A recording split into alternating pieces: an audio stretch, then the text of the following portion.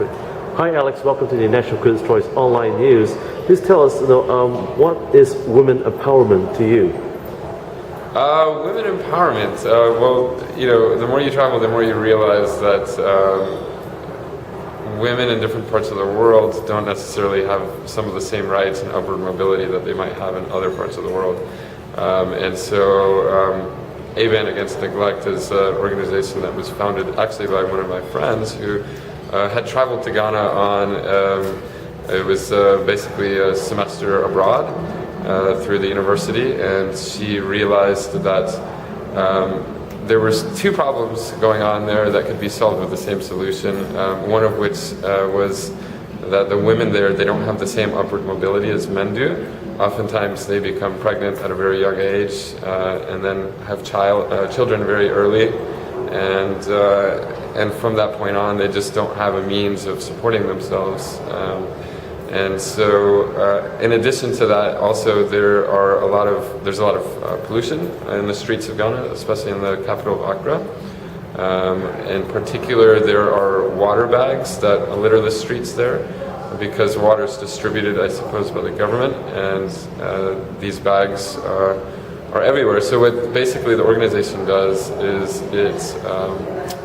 it teaches women to collect these bags and make marketable goods from them, which allows them essentially a way out of whatever situation they're in. And then the organization teaches them how to create bank accounts, how to manage themselves, how to essentially work their way up in the ladder of life.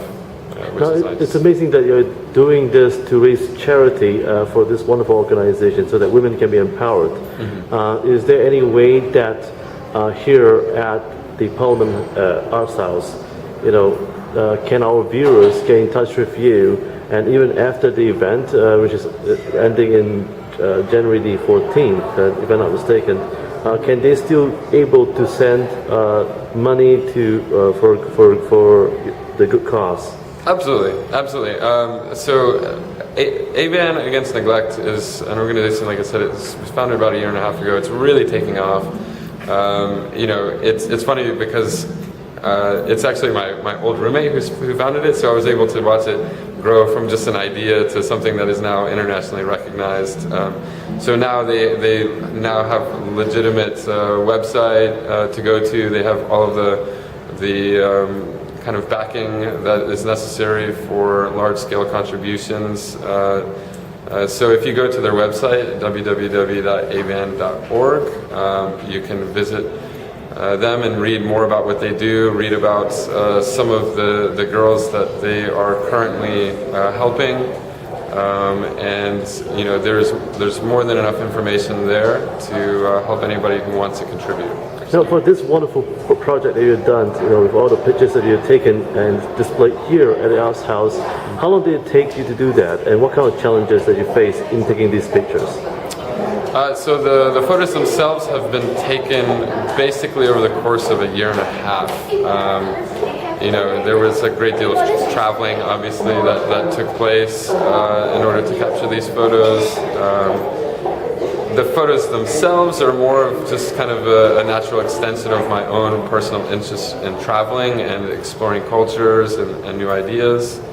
And so, this exhibition, in terms of the kind of effort of getting this all put into place, well, this is more of an extension of my kind of desire to share the experience with other people, because I think that there is something really beautiful about traveling and seeing different parts of the world that maybe not everybody has a chance to see, and part of that has to do with the commonality that we share regardless of our superficial differences and whatnot, and so I think that's something that people should see, and it's great to be able to share that with people. Now, while you're taking these wonderful pictures in those countries that you've been to, and especially environments that is unfamiliar to you, do you have a challenge in trying to adapt to their cuisine? to the cuisine. Yeah, that's right. Is food a problem for you? You know, I have the stomach of an alligator. You know, I very rarely have trouble putting anything down. I'm an adventurous eater. I've always said I'll try anything once. You know, as long as it's something that other people eat. Is there one dish that was out of this world while you were taking pictures? Out of this world in a good way or a bad way? In a good way. In a good way. You know, every cuisine is different. There's highlights, you know, in a lot of different places. You know, it's actually strange. There was like a black pepper fish that I had in Kuching in Malaysia at one point that, for some reason, always sticks out to me as being one of the best things I ever ate. But you know, right now I'm kind of like staying in Thailand, so that, you know, there's great food in Thailand as well. You know, you go to India, and like one of the most mundane things that you'll eat in India is also one of the best, and that's just the naan. Like, it's like a kind of a grilled flatbread. You know, it's amazing over there. You go to Vietnam and you have Vietnamese pho, which is completely out of this world. So it's hard to nail it down to just one thing. I love to eat food. I love to eat street food, actually. Believe it or not, I really don't eat at restaurants when I travel at all. I like to sit in like the little plastic chairs that locals sit in and eat like locals do, you know. Now, what advice would you give for aspiring photographers that they can learn from you? Could you give us some 3 tips? 3 tips? Yeah. Well, first I would say learn your camera. That's the first step. You know, a lot of people when they first start to get into photography, they take the easy way out and they put their camera on full automatic mode and just let the camera do all the work. You know, unfortunately, the camera isn't as smart as you, and you know, if you learn how to use your camera, you can really use it to your advantage. The second piece of advice would be, after you've learned how to use your camera, learn light. You know, learn to be able to see good light, learn to be able to position yourself to capture it.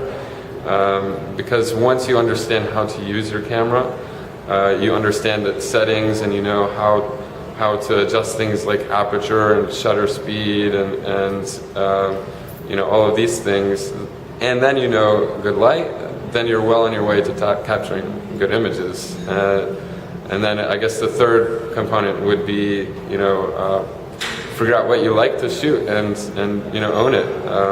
You know, for me it was kind of funny when I first got into photography. I didn't know what I liked to shoot because I'd never really done photography before. I studied biology in college. I always thought like it would be really cool to do like wildlife photography and that sort of thing. But it was funny because the more I traveled, the more I realized that it was actually the people that I found to be interesting. It was the people that my lens was kind of drawn to. And you know, the more I shot, the more I realized that was kind of my niche. And I think every photographer should have a niche. You know, I think, you know, it's tempting to like go out and just shoot everything that you see and all of that. But I feel like when you kind of call something your own and you really like you know what your eye is drawn to, then you're compelled to find things that really fascinate you. And I think that's what part of photography is about. So what's next for you, Alex? That's a good question.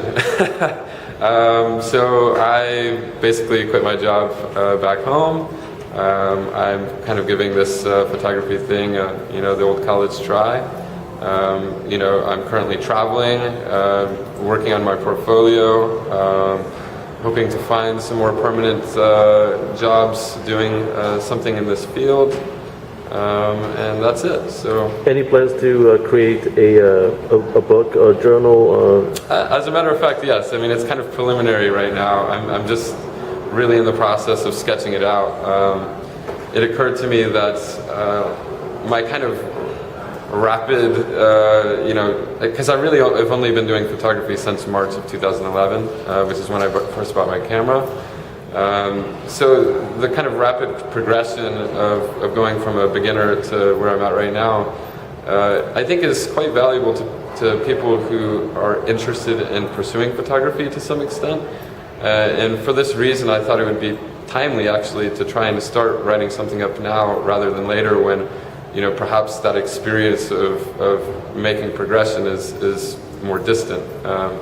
So right now I'm actually in the process of sketching out a book that is related to, well, I guess it would appeal to somebody who is interested in both photography and travel, and was thinking about giving it a go at trying to become a travel photographer.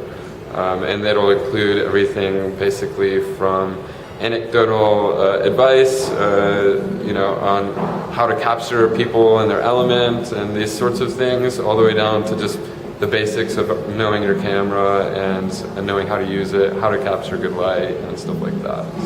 So one last question, that is, how are you going to remain competitive and able to find sustainability in this newfound career and destiny for your life? Yeah, well, it's a good question. It's a very competitive field. That's one of the things I also had planned on touching on in this book that I'm sketching up. There's a lot of people out there who would love to do something like travel photography. A lot of people out there with cameras that are more than capable of doing it. Unfortunately, there's not a lot of people out there with enough commitment or enough drive, enough just desire to do it. For me, that's never really been an issue. I'm a very passionate person, always have been, always will be. When I find something that I really am interested in, I dive into it at first. And so I don't see that as something that will wane in the near future. I think that I'm only getting started. So in terms of competitiveness, I think it should be all right. So that's it. Well, thank you, Alex, for joining us here at the National Critics' Choice, and we wish you well, and we will hope to see you soon, right, in the near future. All right.